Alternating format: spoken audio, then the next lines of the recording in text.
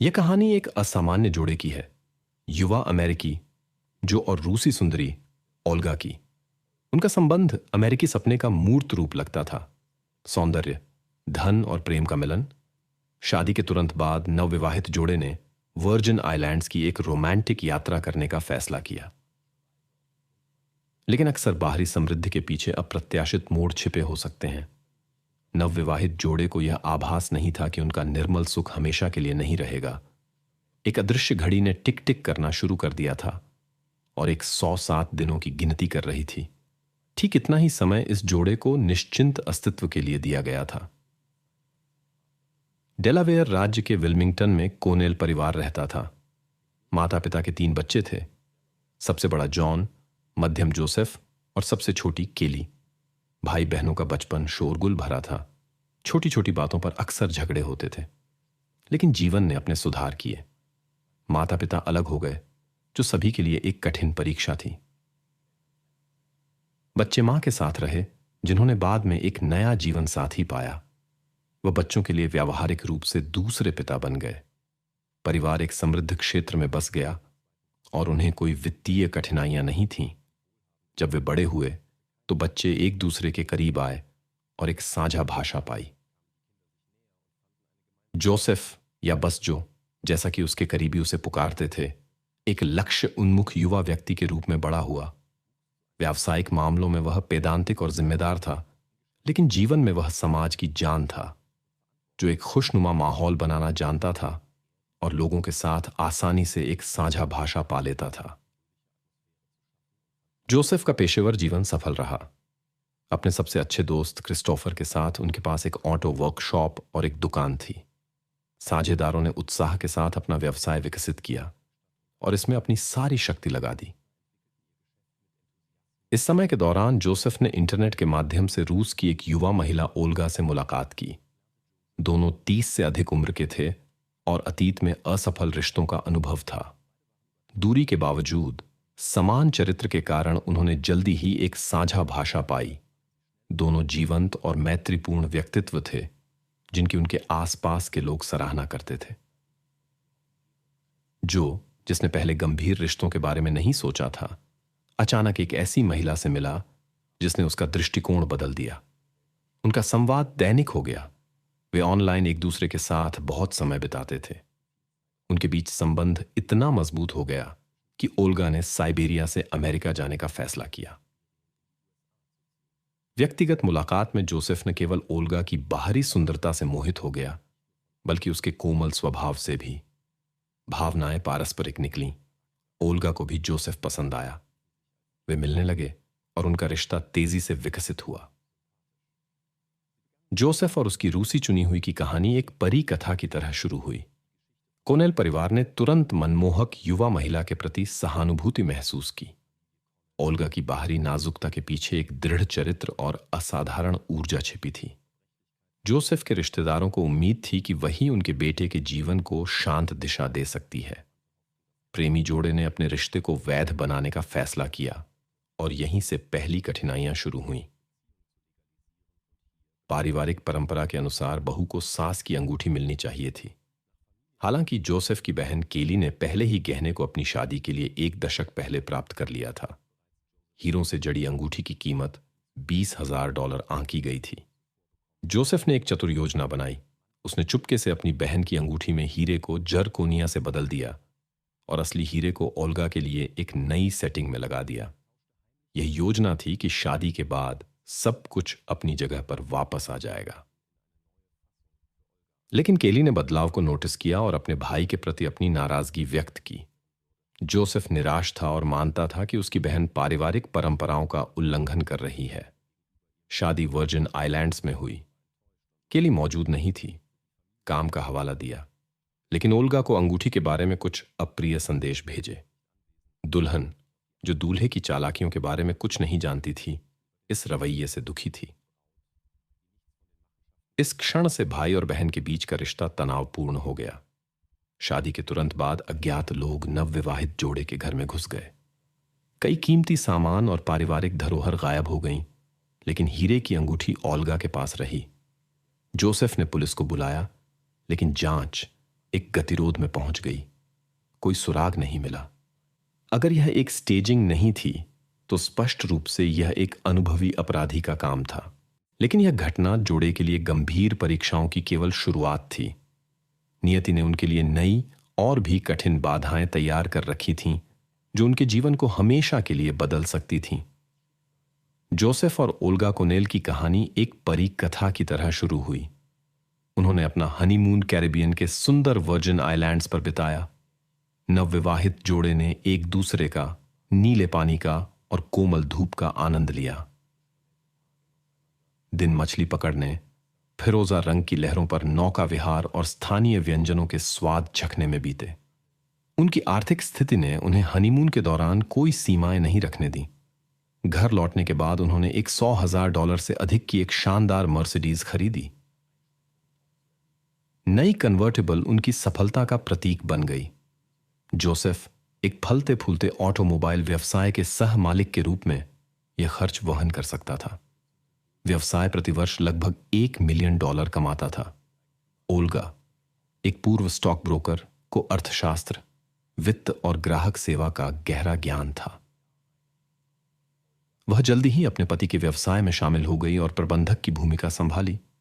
लहजे वाली आकर्षक रूसी गोरी ने अपनी दयालुता और व्यावसायिकता से ग्राहकों को मोहित कर लिया और इस तरह साझा व्यवसाय के विकास में योगदान दिया। ऐसा लगता था कि कुछ भी उनके सौभाग्य को धूमिल नहीं कर सकता, लेकिन नियति की अन्य योजनाएं थीं। 23 सितंबर 2013 को शादी के केवल 3 महीने बाद विल्मिंगटन में उनके घर में कुछ भयानक हुआ। रात के 2 बजे आपातकालीन सेवाओं को एक चिंताजनक कॉल आई। एक गवाह ने पैलाडिन क्लब आवासीय परिसर में एक महिला के साथ एक घटना की सूचना दी। चिकित्साकर्मी मिनटों में घटनास्थल पर पहुंचे। उन्होंने ओल्गा को गंभीर स्थिति में पाया और तुरंत मदद शुरू कर दी। सभी प्रयासों के बावजूद अस्पताल जाते समय युवा महिला को बचाया नहीं जा सका। घटनास्थल की जांच करते समय जांचकर्ताओं ने पास में जोसेफ को भी खोजा, जो दुर्भाग्य से बेहोश था और प्रतिक्रिया नहीं कर रहा था। परिस्थितियां संकेत करती थीं कि यह कोई दुर्घटना नहीं थी। जांचकर्ताओं का मानना था कि जब दंपति पर हमला किया गया तब वे घर लौट रहे थे। जांचकर्ताओं ने इस घटना को उनके घर में हाल की सेंधमारी से जोड़ा, जिसने दंपति के खुशहाल जीवन को बाधित किया था। गवाहों और पड़ोसियों से पूछताछ से कोई महत्वपूर्ण जानकारी नहीं मिली।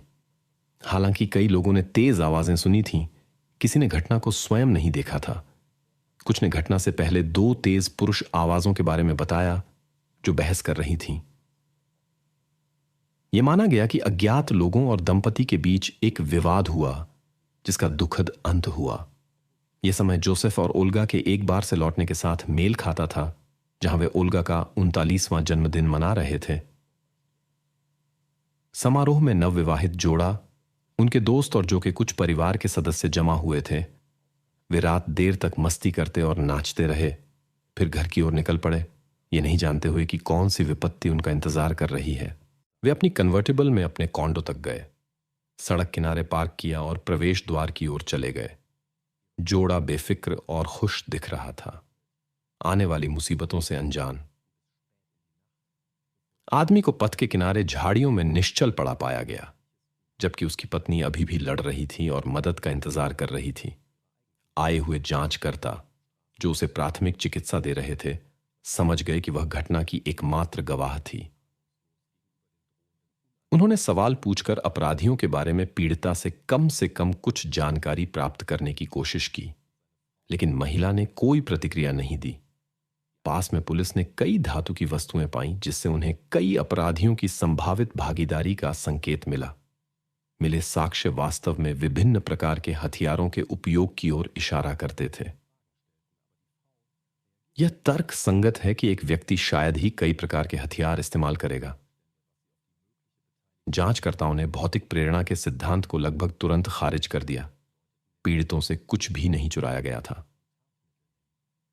उनके पास बड़ी रकम वाला बटुआ मिला। महिला के पास फोन और कीमती सामान वाला बैग पड़ा था और उसकी उंगली में कई $10,000 की एक महंगी विवाह की अंगूठी थी। स्थिति का विश्लेषण करते हुए जांचकर्ताओं ने निष्कर्ष निकाला कि यह दंपति के खिलाफ एक योजनाबद्ध कार्रवाई थी। नवविवाहित जोड़े का संभवतः उनके अपार्टमेंट के पास इंतजार किया जा रहा था और अपराधी स्पष्ट रूप से गंभीर नुकसान पहुंचाने के इरादे से काम कर रहे थे। पहली नजर में वे एक प्यारा, खुश जोड़ा लगते थे जिनका कोई दुश्मन नहीं था। लेकिन फिर ऐसी भयानक घटना का कारण क्या हो सकता था? जब जांच शुरू हुई, जांचकर्ताओं ने सबसे पहले पीड़ितों के रिश्तेदारों से संपर्क किया। उन्होंने जो कि मां और उसके सौतेले पिता से बात की। उन्होंने आश्वासन दिया कि जोड़े के कोई ऐसे दुश्मन नहीं थे जो ऐसा कुछ कर सकते थे। कम से कम उन्होंने इसके बारे में कुछ नहीं सुना था। जोड़े ने कभी किसी के साथ समस्याओं की शिकायत नहीं की थी। जैसा कि पहले बताया गया था, हालांकि अंगूठी को लेकर जोसेफ और उसकी बहन के बीच मतभेद सभी रिश्तेदारों को पता था और यह जानकारी स्वाभाविक रूप से पूछताछ के दौरान सामने आई। कुछ ने अनुमान लगाया कि केली गहनों के कारण घटना में शामिल हो सकती है। क्या बहन इतनी आहत हो सकती थी कि उसने बदला लेने के लिए इतना गंभीर कदम उठाया? हालांकि अंगूठी घटनास्थल पर रह गई, जो इस सिद्धांत से मेल नहीं खाती थी। हालांकि यह अजीब लगता था कि केली, जो कि बहन, शहर के दूसरे हिस्से में रहने के बावजूद घटनास्थल पर पहुंचने वालों में से एक थी। वह घटना से भ्रमित दिखाई दी। बहन ने जांचकर्ताओं के साथ सक्रिय रूप से सहयोग किया और मदद करने की कोशिश की। उसने अपने भाई के साथ हाल की समस्याओं के बारे में खुलकर बताया, कुछ भी नहीं छिपाया। केली ने उनके और ओल्गा के बीच तीखे संदेशों का चैट इतिहास भी दिखाया। संदेशों से पता चला कि जो कि पत्नी ने उसकी बहन पर कीमती सामान के गायब होने का आरोप लगाया, लेकिन उसने अपनी भागीदारी से इनकार किया और घटना के संबंध में अपनी निर्दोषता पर जोर दिया। ऐसा लगता था जैसे केली अपने अलीबी की ज्यादा परवाह नहीं करती थी, लेकिन इस समय तक यह पहले से ही झांक था कि अपराधी एक पुरुष था और उसका एक साथी था। जांचकर्ताओं को यह भी पता चला कि केली लंबे समय से एक गंभीर बीमारी से लड़ रही थी और हाल ही में एक कठिन इलाज से गुजरी थी, जिससे वह अभी भी उबर रही थी। ऐसा लगता था कि महिला के पास शारीरिक रूप से ऐसा कुछ करने की शक्ति नहीं थी। फिर भी पुलिस अभी भी घटना में उसकी संभावित भागीदारी पर विचार कर रही थी, हालांकि तथ्य इसके खिलाफ थे। किसी भी पूछताछ में उसे दोषी साबित नहीं किया जा सका। फिर भी वह लंबे समय तक जांच के केंद्र में रही, स्पष्ट कारण के कारण, लालच। इस चरण में जांचकर्ताओं ने एक अन्य सिद्धांत की भी जांच की, ईर्ष्या। संभवतः ओल्गा या जोसेफ के अतीत से कोई उनके रिश्ते के खिलाफ था और जोड़े को अलग करना चाहता था या टूटे दिल का बदला लेना चाहता था। जांच जारी रही और जांचकर्ताओं ने पति पत्नी के पिछले रिश्तों की जांच करने का फैसला किया। हालांकि यह सुराग जल्द ही एक गतिरोध में पहुंच गया। जो के अलावा ओल्गा की अमेरिका में कोई करीबी जान पहचान नहीं थी। यह असंभव लगता था कि कोई पुराने प्यार के लिए समुद्र पार करता।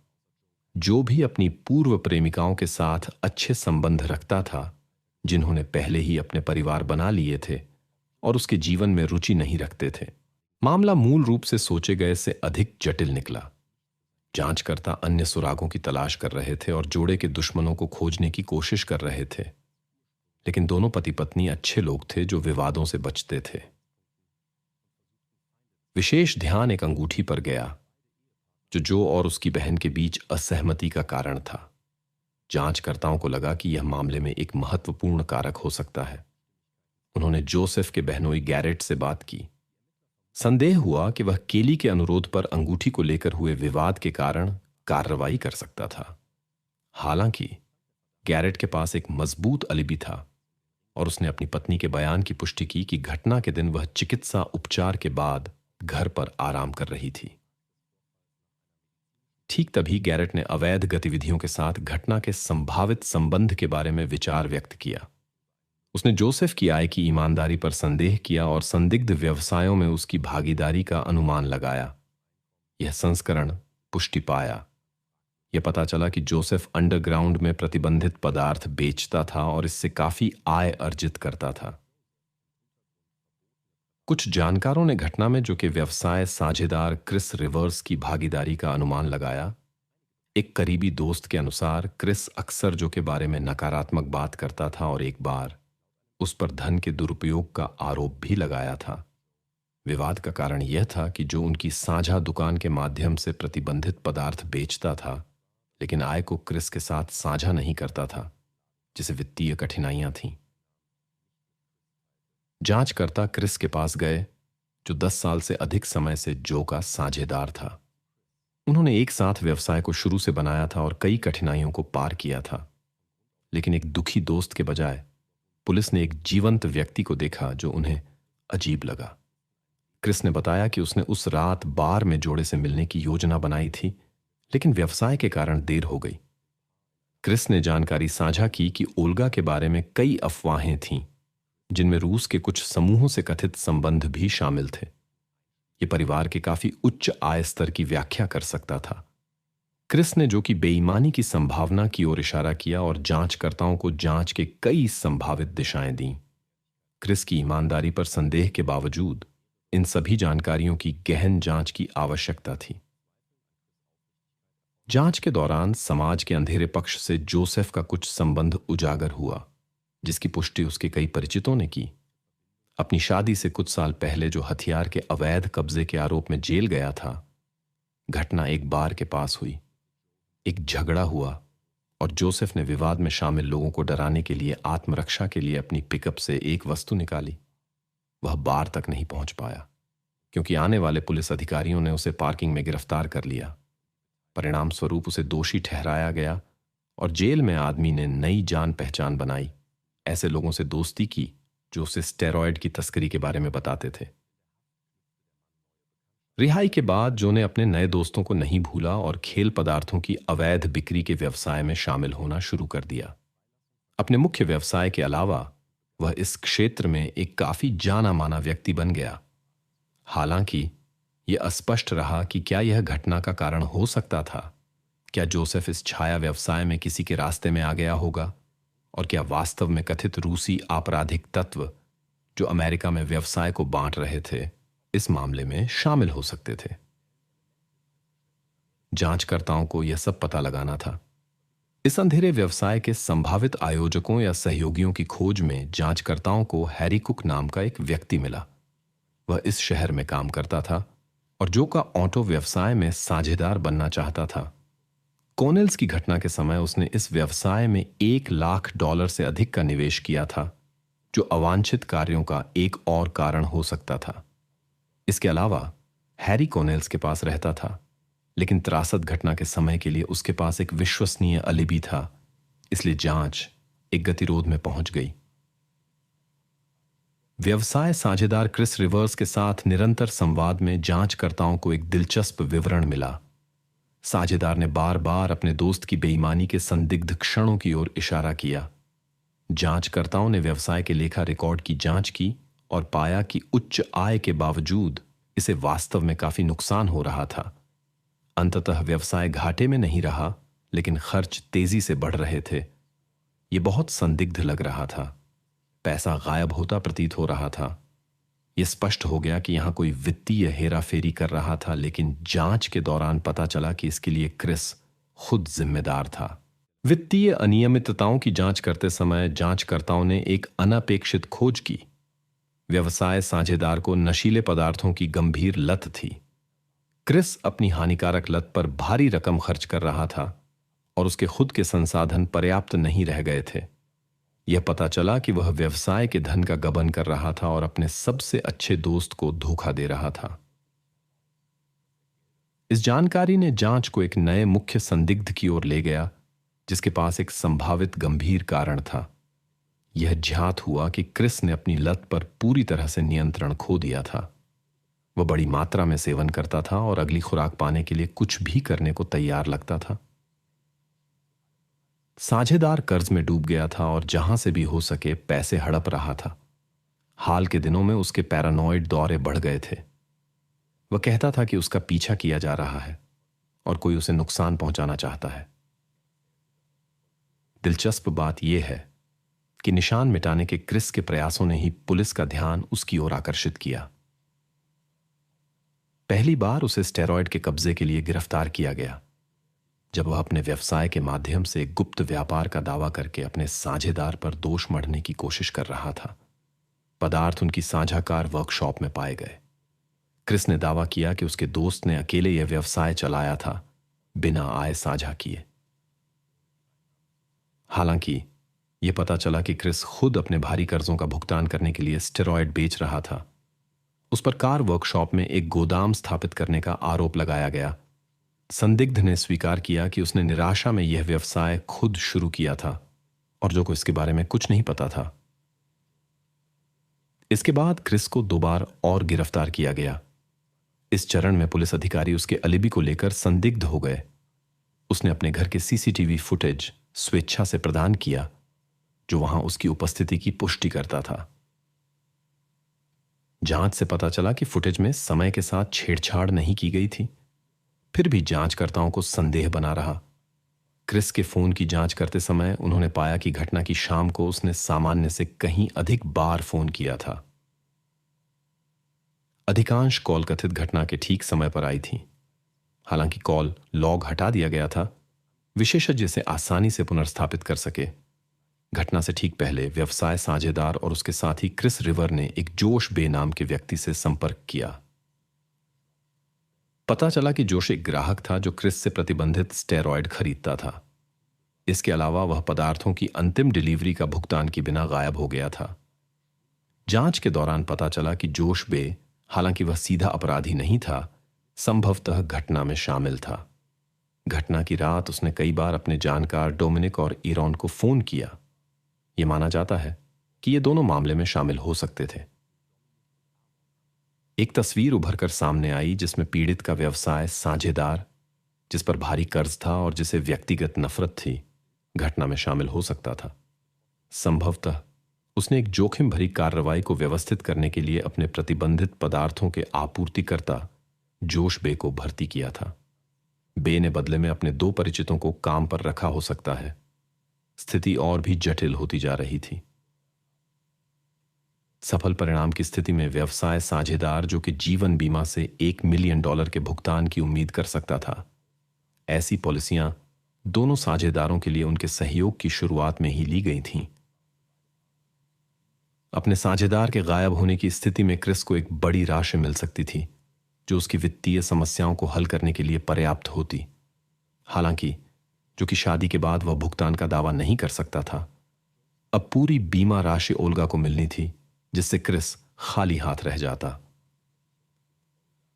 परिणाम स्वरूप क्रिस रिवर्स को धन तक एकमात्र पहुंच प्राप्त करने के लिए दोनों पति पत्नी को हटाना था, अपने सफल दोस्त और उसकी नई पत्नी को। यह सिद्धांत अप्रत्यक्ष रूप से घटना की रात कथित आयोजक और सहयोगियों के बीच एक विचित्र पत्राचार द्वारा समर्थित था, जो का साझेदार लगातार बे से उसके स्थान और घर लौटने के समय के बारे में पूछताछ करता रहा। उसके संदेशों से योजनाबद्ध कार्यों के प्रगति को लेकर चिंता झलकती थी। जवाब भी द्व्यर्थी थे। जांचकर्ताओं ने घटना से जुड़े सभी संदिग्धों के 4 मोबाइल फोन जब्त कर लिए। मोबाइल टावर डेटा के आधार पर मोबाइल उपकरणों की गतिविधियों के विश्लेषण से पता चला कि 23 सितंबर 2013 को संदिग्ध घटनास्थल के पास थे। जांच ने एक अप्रत्याशित मोड़ लिया। प्रत्यक्ष अपराधी डोमिनिक और एरॉन को कोनेल निवास के पास खोजा गया। बे, जो ऑपरेशन का समन्वय कर रहा था, आदेशक क्रिस के साथ लगातार संपर्क में था, जो किसी अन्य स्थान पर था। निगरानी कैमरे के फुटेज, जिनका मुख्य संदिग्ध ने अपने अलिबी की पुष्टि के लिए हवाला दिया, ने एक अप्रत्याशित भूमिका निभाई। उन्होंने व्यवसाय साझेदार का विचित्र व्यवहार दिखाया। वह फोन हाथ में लिए घबराया हुआ अपार्टमेंट में चक्कर लगा रहा था। स्पष्ट रूप से वह उस क्षण ठेकेदार से जवाब का इंतजार कर रहा था और उसके साथ बातचीत कर रहा था। यह अनुमान जल्द ही पुष्टि पाए।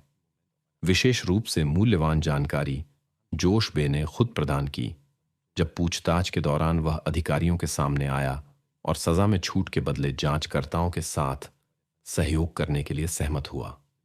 बे के अनुसार क्रिस ने वास्तव में उसे ऑटो हाउस से अपने व्यवसाय साझेदार और उसकी पत्नी को रास्ते से हटाने का काम सौंपा।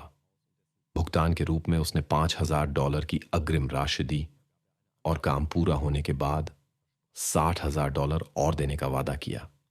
जांचकर्ताओं के साथ एक समझौते के तहत बेक्रिस के खिलाफ अदालत में गवाही देने के लिए सहमत हो गया।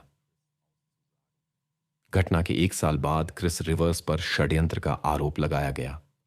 मामले के अन्य प्रतिभागियों को भी अदालत में जवाब देना पड़ा। सुनवाई जांच शुरू होने के 19 महीने बाद शुरू हुई।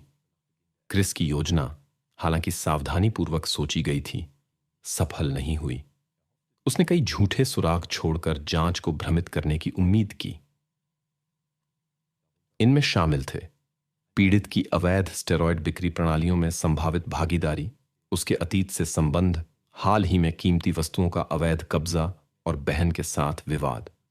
ये सब जांचकर्ताओं को सही रास्ते से भटका सकता था और गलत निष्कर्षों की ओर ले जा सकता था। सौभाग्य से कानून प्रवर्तन अधिकारी इन छल कपट में नहीं फंसे और वास्तविक अपराधियों का पता लगाने में सक्षम रहे।